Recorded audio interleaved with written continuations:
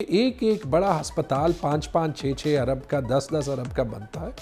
ابھی وہ investment private sector کرے گا. صحت کارڈ سے جس سے سب سے زیادہ ریونیو ملتا ہے وہ پبلک سیکٹر ہاسپٹل ہے. 30-40 سال ملازمت کے بعد آپ کا پیسہ جو ہے وہ کئی گنا بڑھ گیا ہوگا جس سے آپ باقی پوری زندگی پینشن اٹھا سکیں گے. خان صاحب نے اکانومی میں 6% گروتھ بھی لائی. خان صاحب نے ریکارڈ ایکسپورٹس بھی لائے. اس کو آپ چاکلیٹ اور چیز کو بین کر کے تو نہیں ٹھیک کر سکتے. وہ تو سارا ایک ڈرامہ ہے. صحت کارڈ کی طرف آتے ہیں، اس پہ بات کرتے ہیں. ابھی لابی بن گیا ہے کہ آپ کے بقول کہ ابھی کوئی بھی ان کو ختم نہیں کر سکتا. پہلے ڈاکٹر صاحب یہ بتائے کہ صحت کارڈ کتنا مؤثر ہے، اور جو پیسے صحت کارڈ پہ پی ٹی آئی کی گورنمنٹ یا کے پی گورنمنٹ لگاتی ہے، یہ پیسے وہ سرکاری ہسپتال کے امپرومنٹ پہ اگر لگائے تو آپ کے خیال میں وہ امپروو نہیں ہو سکتی؟ اس کے بجائے کہ لوگ، کیونکہ جو فگرز ہے آپ نے شیئر کی تھی، پرائیویٹ ہسپتالز لوگ زیادہ پریفر کرتے ہیں ان صحت کارڈ کے وہاں پہ ٹریٹمنٹ کرے، اور سرکاری ہسپتالوں کی طرف لوگ نہیں جاتے. تو اس پہ آپ کی کیا رائے ہے؟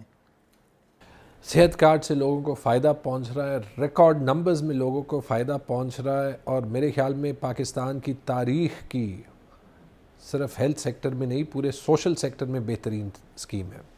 مجھے فخر ہے کہ خیبر پختونخوا اسمبلی میں یہ پہلا صوبہ بن گیا جس نے لاء بھی پیش کیا، اور انشاءاللہ 1-2 دن میں اپروو ہو جائے گا. یاد رکھیں کہ خیبر پختونخوا پہلا صوبہ بن گیا جس نے یونیورسل ہیلتھ کوریج کا خواب دیکھا، پہلا صوبہ بن گیا جس نے اس کو امپلیمنٹ کیا، اور انشاءاللہ 2 دن میں پہلا صوبہ بن جائے گا جو یونیورسل ہیلتھ کوریج کو قانون کے تحت پروٹیکشن بھی دے دے گا. اب آپ نے یہ کہا کہ زیادہ یوٹیلائزیشن پرائیویٹ سیکٹر میں ہوتی ہے. بالکل ہوتی ہے، اور اس پہ بھی مجھے خوشی ہے. کیوں؟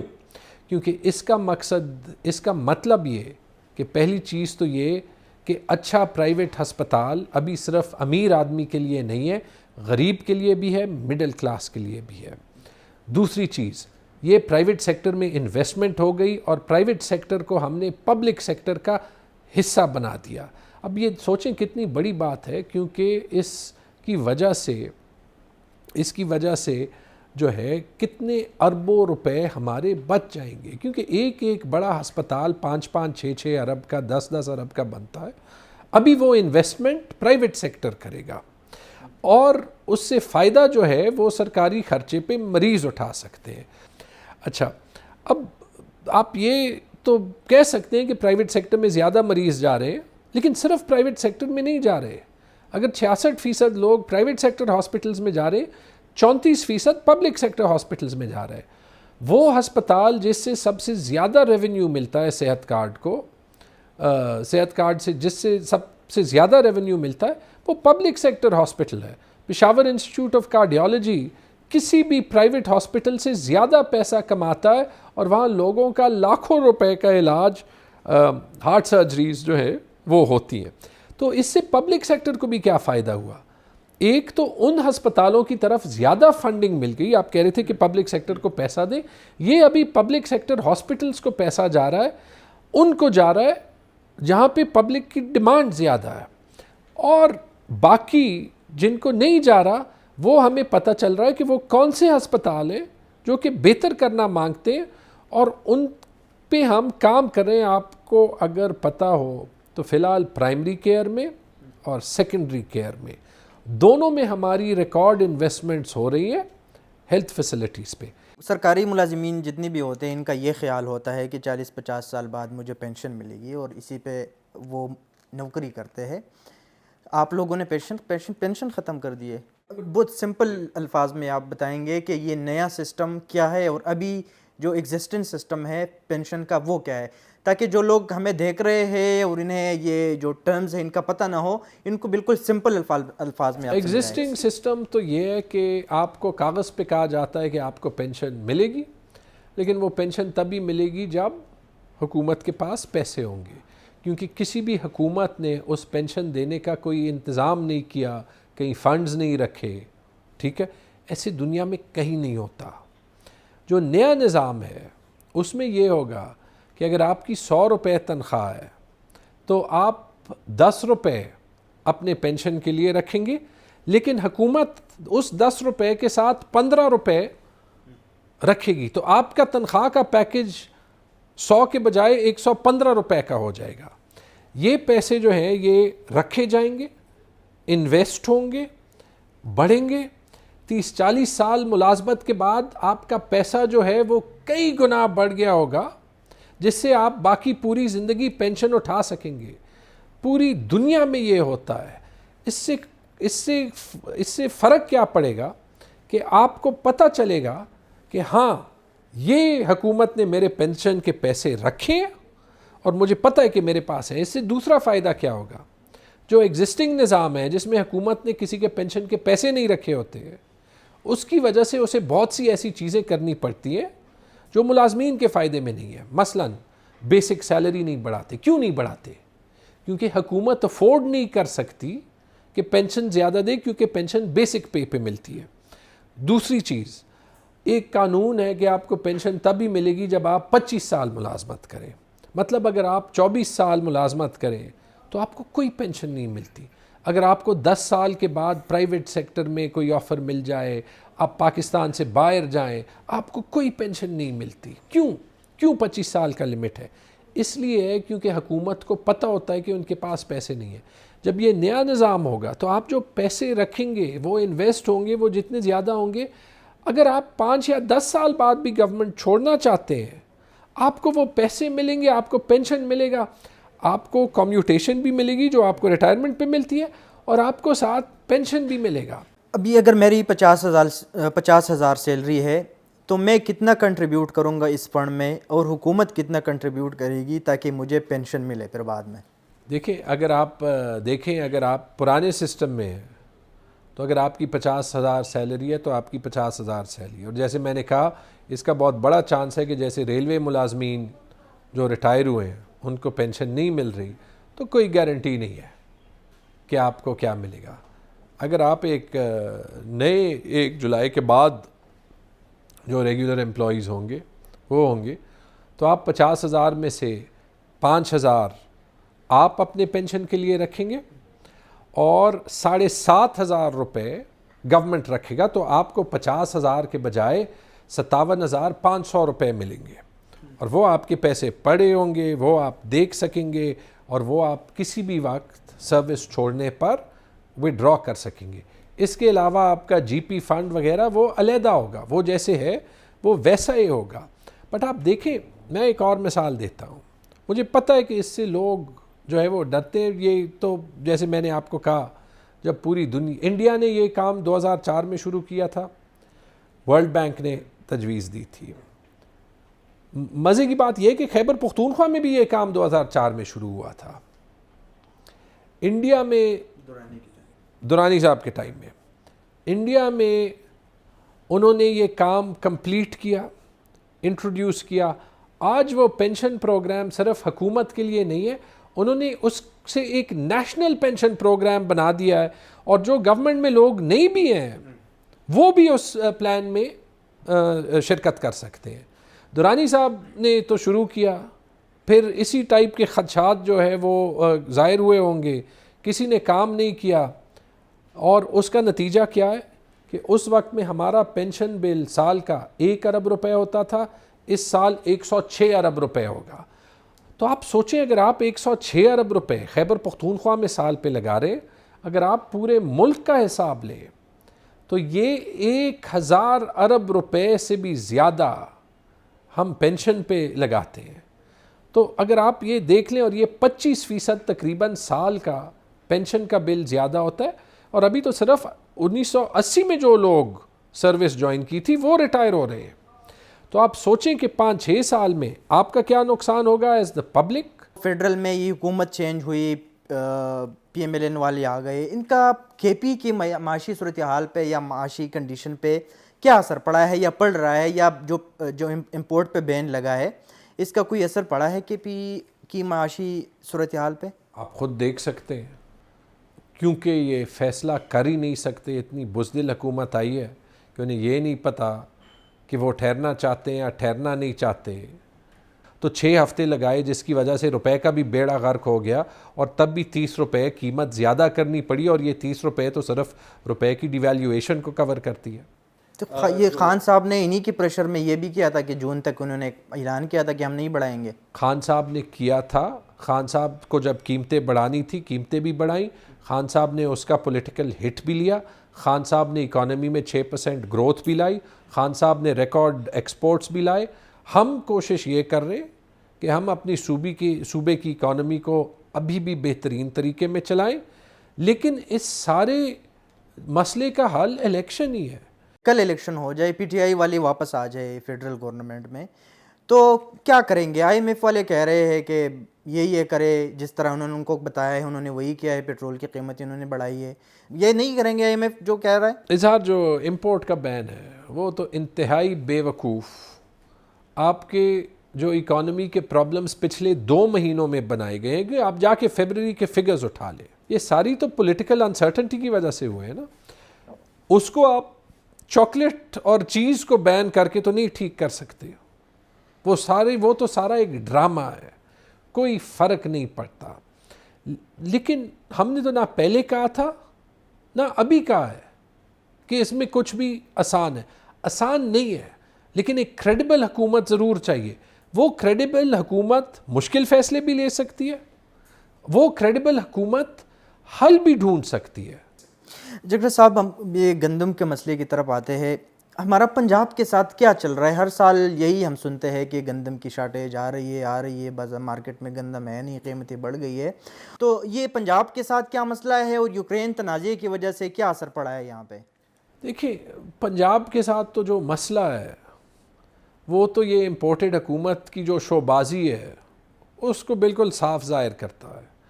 ایک طرف امپورٹڈ پرائم منسٹر کہتے ہیں کہ جی میں اپنے کپڑے بھی بیچ دوں گا جو ہے وہ گندم کی آٹے کی قیمت کم کرنے کے لیے خیبر پختونخوا کے. دوسری طرف وہ اور ان کے بیٹے اور ان کی جو ہے وہ ناجائز ایڈمنسٹریشن, وہ ہر روز گندم کی آٹے کی آمد و رفت پنجاب سے کے پی کو روکتی ہے. جا کے چیک پوائنٹس دیکھ لیں, وہ کہہ رہے ہیں انہوں نے خریداری نہیں, جا کے چیک پوائنٹس دیکھ لیں. میں آپ کو خریداری پہ آتا ہوں, جا کے چیک پوائنٹس دیکھ لیں. ٹھیک ہے, پاکستان میں حقیقت کیا ہے, 76% گندم پنجاب میں اگتی ہے. ہمارا آئین اور کوئی بھی جو گڈز کا مارکیٹ ہوتا ہے کسی ملک میں وہ فری فلو ہوتا ہے. ہم نے کبھی پنجاب یا کسی اور صوبے کی طرف بجلی تو نہیں کاٹی نا, کہ ہم جو ہے وہ پنجاب اور سندھ کی گورنمنٹ سے لیں گے, ہم امپورٹ کریں گے, رائٹ. اور ہم وہ کرتے ہیں, ہم اس کے لیے پیسے بھی رکھتے ہیں. ہم نے آٹے پہ ایک نئی تاریخی اسکیم بھی رکھی ہے خیبر پختونخوا کے غربا کے لیے, جو اس بجٹ میں اناؤنس ہوگی اور جلدی شروع ہوگی, اور اس کے تحت غریبوں کو مفت کا آٹا ملے گا انصاف فوڈ کارڈ کے تحت, جو پورے پاکستان میں کہیں نہیں ہوا. پبلک کی طرف سے بھی اپوزیشن کی طرف سے بھی یہ الزام لگایا جاتا ہے ابھی کہ پی ٹی آئی کی پوری لیڈرشپ خان سمیت کے پی پشاور یہاں پہ بیٹھے ہیں سی ایم ہاؤس میں یا گورنر ہاؤس میں ہے یا آفیسر میس میں ہے, ان کی لیڈرشپ کے پی گورنمنٹ کی ریسورسز استعمال کر رہے ہیں پولیٹیکل پرپس کے لیے. تو اس کے اوپر کیا کمنٹ کرتے ہیں؟ اگر کچھ دنوں کے لیے پشاور پاکستان کا مرکز بن گیا تو کیا تکلیف ہوتی ہے لوگوں کو؟ وہ کہہ رہے کہ پارٹی اپنے گورنمنٹ ریسورسز استعمال کر رہے, پبلک منی استعمال کر رہے, پبلک آفیسز استعمال کر رہے. گورنمنٹ پبلک آفیسز اور پبلک منی اپنے کام کے لیے ہی استعمال کر رہی ہے. بجٹ میں عوام کے لیے کیا خوشخبری ہے؟ ہم کوشش کریں گے کہ جو 3 ایلیمنٹس ہیں ہمارے بجٹ کے وہ ہمیشہ کی طرح جو ہے تینوں بڑے مضبوط ہوں. پہلی چیز کہ ملازمین کو جو ہم ریلیف دے سکیں وہ ہم دیں. دوسری چیز کہ عوام کے لیے ہم ریکارڈ ڈیولپمنٹ آؤٹ لیں, اور وہ اسکیمز صحت کارڈ کی طرح اور پھر یہ انصاف فوڈ کارڈ کی طرح جو غریبوں کے لیے اور مڈل کلاس کے لیے اور صوبے کے اداروں کی سروس ڈیلیوری, سکولز کی, ہسپتالوں کی, وہ بالکل تبدیل کر سکیں. اور تیسری اور آخری چیز ریفارم, جیسے میں نے پینشن ریفارم کی بات کی, جیسے میں نے بجٹ ریفارم کی ہمیشہ بات کی ہے, کہ وہ ریفارم جس سے ملک آگے چلتے ہیں، جس سے ملک بنتے ہیں، کہ وہ بھی ہمارے بجٹ میں ہو. تو یہ تینوں چیزیں ہوں گی. 2 دن پہلے ایک بل ٹیبل ہوا تھا اور ابھی پاس بھی ہوا ہے کہ آپ ضلعی کی جو مراکزی صحت ہے، جو ڈسٹرکٹ ہاسپٹلز ہے یا جو RHCs ہے یا BHUs ہے، اس میں آپ لوگوں نے کچھ ریفارمز کیے ہیں. آپ یہ ایگزسٹنگ سٹرکچر جو ہے یہ ختم کرنا چاہتے ہیں. تو پہلے تو یہ بتائیے کہ یہ نیا سٹرکچر ہے کیا اور یہ عوام کے لیے کس طرح فائدہ مند ہے؟ جو ہیلتھ فیسلٹیز مینجمنٹ ایکٹ ہے، اس میں 2-3 چیزیں ہوں گی. ایک تو یہ کہ جو چیز سسٹم میں چل نہیں سکتی وہ یہ ہے کہ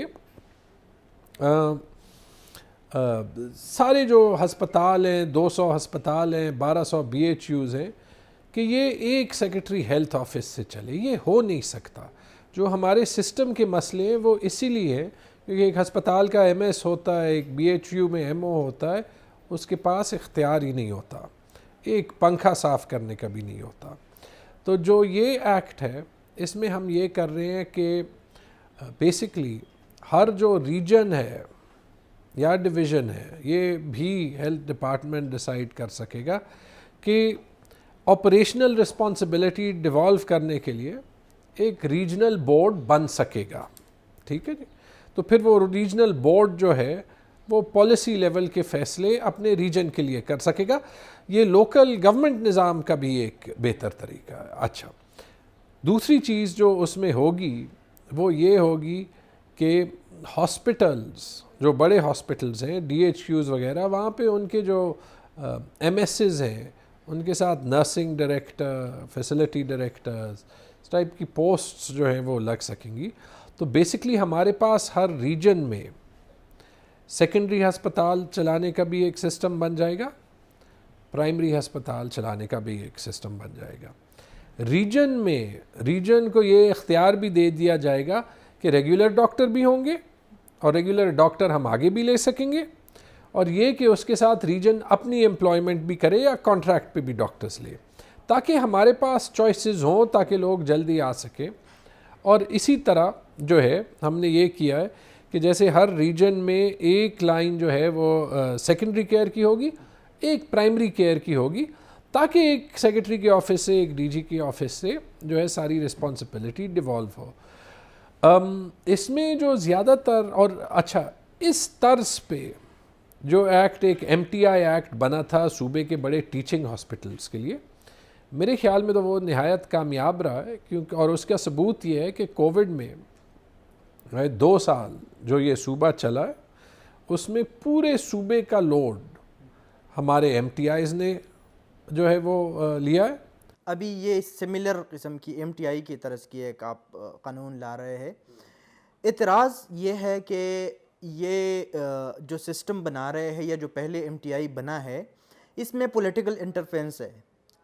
ماضی میں ایسے کیسز آئے بھی ہے کہ جو بورڈ ممبران ہیں ان کے اوپر اعتراض اٹھایا گیا ہے کہ یہ پولیٹیکل انٹرفیرنس کے تھرو بورڈ ممبر بن گیا ہے. اینڈ اسٹل ابھی جو یہ نیا قانون بننے جا رہا ہے، اس میں بھی ایک کلاز میں دیکھ رہا تھا، تو اس میں یہ ہے کہ CM کین ریموو، وہ بورڈ سے ہٹا سکتے ہیں وداؤٹ اینی ریزن، بغیر کسی وجہ سے وہ بورڈ ممبر کو ہٹا سکتے ہیں. تو آپ کو نہیں لگتا کہ یہ جو سسٹم آپ بنا رہے ہیں یا پہلے جو MTI بنا ہے، اس میں پولیٹیکل انٹرفیرنس کا ایک عنصر موجود ہے؟ تو غلط پولیٹیکل انٹرفیرنس جو ہے وہ نہیں ہونی چاہیے، پہلی چیز. دوسری چیز یہ کہ جو آپ نے کہا، اچھا بورڈز بھی اچھے بن سکتے ہیں، برے بھی بن سکتے ہیں، افسر بھی اچھے لگ سکتے ہیں، برے بھی لگ سکتے ہیں. غلط انٹرفیرنس سیاستدان بھی کر سکتا ہے، غلط انٹرفیرنس ایڈمنسٹریٹر بھی کر سکتا ہے جو سول سرونٹ ہو، غلط انٹرفیرنس ڈاکٹر بھی کر سکتا ہے. رائٹ، یہ تو انسان کے اوپر ہے. کیا اس میں غلطیاں بھی ہو سکتی ہیں؟ بالکل ہو سکتی ہیں. جو آپ نے ایک امپورٹنٹ پوائنٹ اٹھایا کہ CM جو ہے وہ بورڈ ممبرز کو ہٹا سکتے ہیں، میرا یہ آئیڈیا تھا اور میں اس پہ سٹینڈ کرتا ہوں، اور میں آپ کو بتاتا ہوں کہ کیوں سٹینڈ کرتا ہوں. جو ایک اعتراض MTI ایکٹ پہ لگا وہ یہی لگا کہ یہ سسٹم کو پرائیویٹائز کرنے کی کوشش ہے، جو قطعاً غلط ہے. MTIs جو ہیں وہ سرکاری ادارے ہیں، وہ صرف وہ سرکاری ادارے ہیں جن کو ایک لائن پہ بجٹ مل رہی ہے. آپ جا کے MTI کے لیڈرشپ سے پوچھیں، HMC کے MD سے پوچھیں, LRH میں چونکہ برقی صاحب ہوتے ہیں جن کے اگینسٹ لوگوں کو اعتراض ہوتا ہے, تو چلیے اگر آپ LRH سے نہیں پوچھنا چاہتے تو KTH کے بورڈ سے پوچھیں, ثوابی کے بورڈ سے پوچھیں, مردان کے بورڈ سے پوچھیں. ٹھیک ہے جی. اگر آپ یہ ضرور ہوگا کہ ہم نے سسٹم میں اکاؤنٹیبلٹی رکھنی ہوگی. اگر حکومت جو ہے وہ ہسپتالوں کو اختیار دینا چاہتی ہے اور اس کے لیے وہ بورڈز بنائے گی, یہ ضرور رسک ہو سکتا ہے, خطرہ ہو سکتا ہے کہ ایک منسٹر یا چیف منسٹر صحیح یا غلط لوگوں کو لگائے. اس کے لیے بھی پورا ایک سسٹم ہے نا. لیکن یہ اختیار ہر حال میں جس پارٹی کی بھی گورنمنٹ ہو, میرے خیال میں چیف منسٹر کے پاس ہونا چاہیے, اور چیف منسٹر کو ریکمنڈیشنز ڈپارٹمنٹ سے ہی ملتے کہ جہاں پہ اسے لگے کہ بورڈ صحیح کام نہیں کر رہا تو یا کسی انڈیویجول کو یا اس بورڈ کو ہٹائے.